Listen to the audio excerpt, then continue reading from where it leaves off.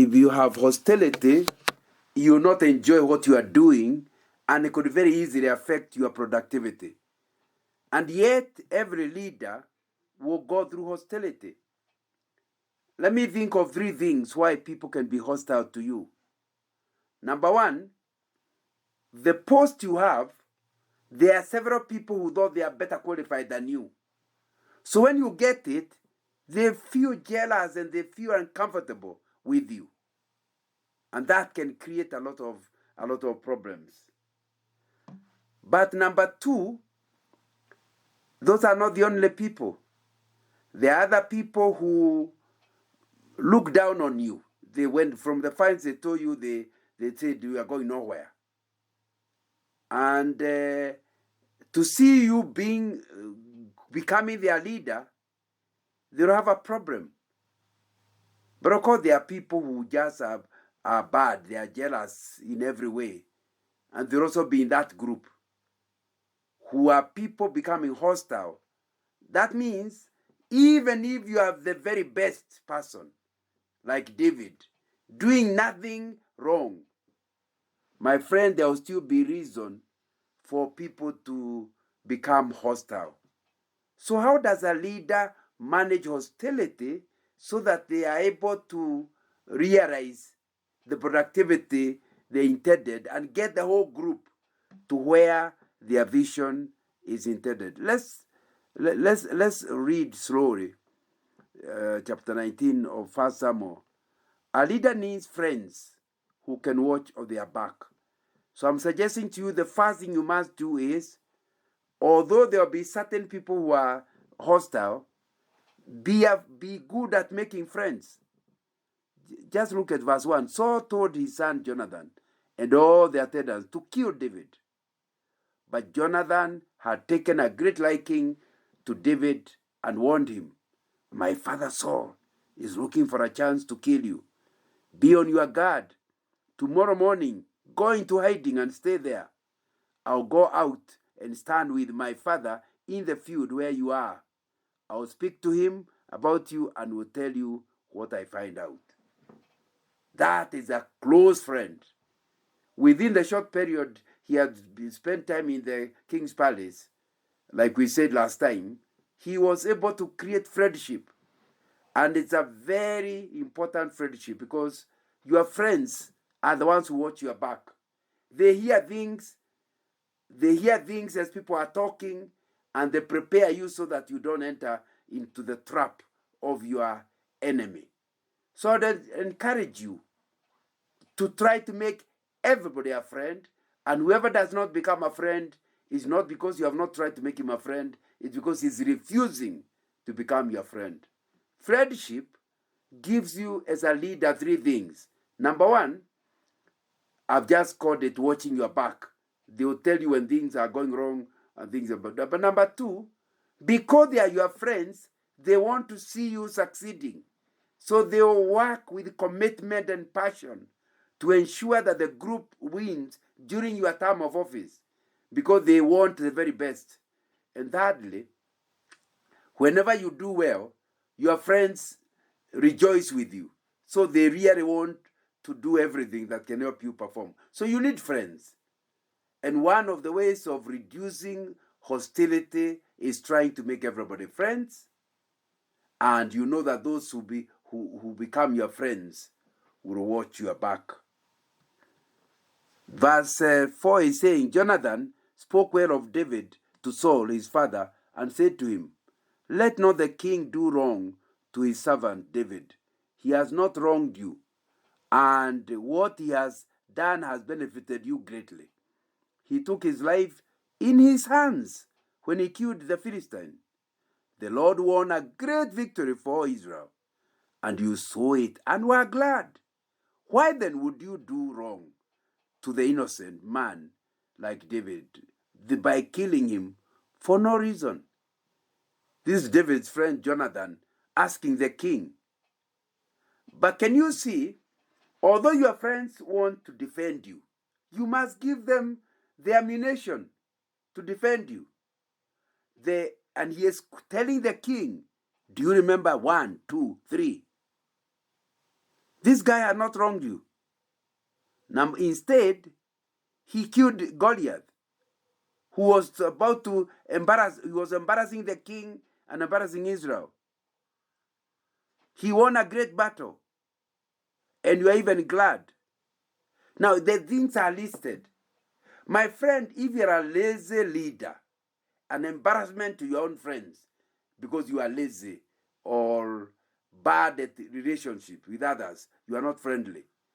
If your own friends will find it very difficult to get the ammunition to defend you.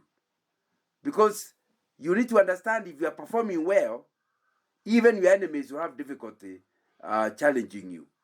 But your friends will be well located to say this and this and this. You can't say, oh, let's fire him so and so. But how can you fire him? He has done this and this and this. Oh, we don't like him. We should not elect him. But why would you not elect him? He has done this and this and this. So as leaders, you must make a commitment to perform highly. Set an example of high performance. And it will make it very difficult for those who are hostile to you. Verse 9 says, but an evil spirit from the Lord came on Saul as he was sitting in his house with his spear in his hand. While David was playing the lyre, Saul tried to pin him to the wall with his spear, but David eluded him as Saul drove the spear into the wall. That night, David made good his escape. We are still asking ourselves, how can you be a leader in a hostile atmosphere? How do you handle hostility? I think here the lesson is, know your enemies, know who is hostile, but continue treating them well, yet watching out for their evil actions and evil intentions.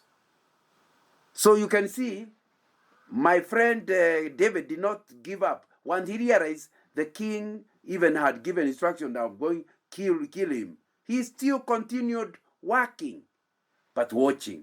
He was trying to be helpful to somebody who wanted to kill him. Let me ask you, are you that kind of a person? Or are you the person with the slightest excuse you have left the job?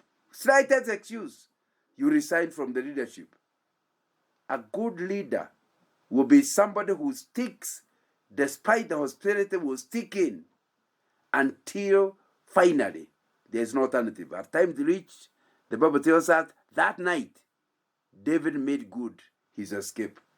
A time comes that now you know enough is enough. But you stay on. But to stay on long, you must understand your enemies, study them, manage them, and that way it will take a long time. In the process, some will give up and stop giving you any animosity. And finally, the hostility may end completely. But then there are people like Saul who never gave up on the enmity. But the lesson here we are learning is study people. Don't be naive. See the people who are with. Read between the lines. Back to emotional intelligence. Learn from their emotions and their faces, what their intentions are. Once you understand them, then you can continue befriending them and watching out that they do not carry out their evil intention. Verse 11. Saul sent men to David's house to watch it and to kill him in the morning. But Michal, David's wife, warned him, if you don't run for your life tonight, tomorrow you'll be killed. So Michal let David down through a window, and he fled and escaped. Then Michal took an idol and laid it on the bed, covering it with garment and putting some goat's hair at the head. Verse 5. Then Saul sent the men back to see David and told them, bring him up to me in his bed so that I may kill him. But when the men entered, there was the idol in the bed, and at the head was some goat's hair. So Saul said to Michal, why did you deceive me like this and send my enemy away so that he escaped? Michal told him, He said to me, let me get away. Why should I kill you? My friend, an enmity can be everywhere, but you need to look after your family. Be friends with your family. When you run home. If the people at home don't trust you, will not want to defend you, and you're having a lot of trouble at work, there will be serious depression coming your way. So we are learning here that for good leadership in a hostile atmosphere, you need to sort out matters at home. Be friends with your parents, be friends with your spouse, be friends with your children, be friends with your cousin. Find a way so that you can go home to a peaceful atmosphere, despite all the hostility in the office. And when real things reach their worst level, remember, it is your family that will take you. In this case, Michal, the loved wife of David, decided not to side with her father, but to side with her husband. Without that, since they were camped outside, they would have actually killed David. But now, with the help of the wife, he was able to go through the window and escape. So similarly, every leader must learn, very, very important, you must learn to befriend your family, spend time with your family, and invest in the relationship with your family, so that you don't just shine out there, a leader well known out there, but at home they do not relate with you because you are too proud to be still continue being friends with your cousins, with your brothers, or with your parents. That's what David thought. He had a good family. It helped him to escape. Look at verse 18. When David had fled and made his escape, he went to Samuel at Ramah and told him all that Saul had done to him. Then he and Samuel went to Naioth and stayed there. What are you learning? As a way of dealing with a hostile atmosphere, have a pastor whom you talk not just when there's a crisis, but you talk generally. You update him about the way things are at work, the way things are at home. He will be praying for you. And in a time of crisis, you can run to him. That's what Samuel was to David. And so when things got hot and he ran away from King Saul, he actually went to Samuel, the prophet. Do you have somebody like that? Do you have a counselor? Somebody you trust, and you know that this is a counselor who knows God, and therefore when you share things with them, they actually are going to talk to God about you. They also are wise, so they'll give you pieces of advice that can help you through your crisis. Do you have somebody like that? You need him. Look at verse 19. And I think that it will be important just to see, as we continue asking ourselves how to handle hostile atmosphere. Verse 19 saying, word came to Saul, David is in Naioth at Ramah. So he sent men to capture him. But when they saw a group of prophets prophesying, they, with Samuel, are standing there as their leader, the Spirit of God came on Saul's men, and they also prophesied. Saul was told about it, so he sent more men, and they prophesied too. Saul sent men at that time, and they also prophesied. Your greatest defense when you're in a hostile environment at any time is your friendship with God. Way beyond your family is God. And the good thing is, David knew God, and God intervened on his behalf. And in this case, he intervened miraculously, because God can never be cornered. Even if you're in a tight corner, he can get you out of the tight corner.